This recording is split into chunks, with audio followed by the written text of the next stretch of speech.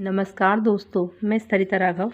आज आपको मंगलवार व्रत की जो कथा है उसके विषय में बताने जा रही हूँ, जो इस प्रकार है। एक ब्राह्मण दंपति के कोई संतान नहीं हुई थी, जिसके कारण पति पत्नी दुखी थे। वह ब्राह्मण हनुमान जी की पूजा के हेतु वन में चला गया। वह पूजा के साथ महावीर जी से एक पुत्र की कामना प्रकट किया करता था। घर पर उसकी पत्नी मंगलवार का व्रत पुत्र की प्राप्ति के लिए किया करती थी। मंगल के दिन व्रत के अंत में भोजन बनाकर हनुमान जी का भोग लगाने के बाद वह स्वयं भोजन ग्रहण करती थी।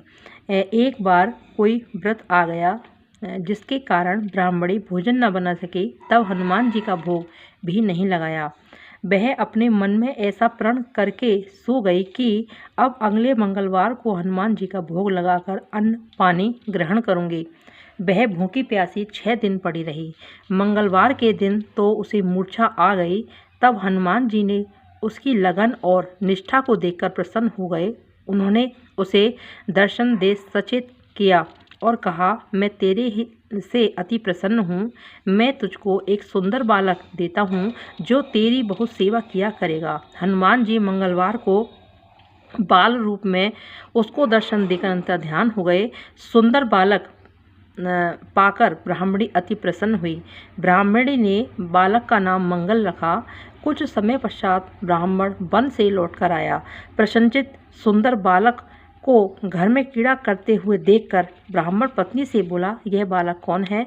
पत्नी ने कहा, मंगलवार के व्रत से प्रसन्न हो हनुमान जी ने दर्शन दे मुझे यह बालक दिया है।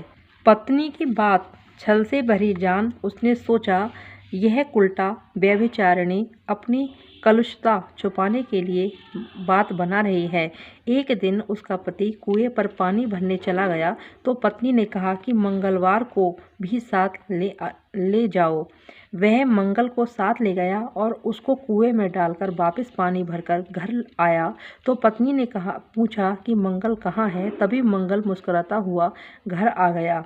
उसको देख ब्राह्मण आश्चर्यचकित हुआ। रात्रि में उसके पति से हनुमान जी ने स्वप्न में कहा, यह बालक मैंने दिया है, तुम पत्नी को उल्टा क्यों समझते हो? पति यह जानकर हर्षित हुआ।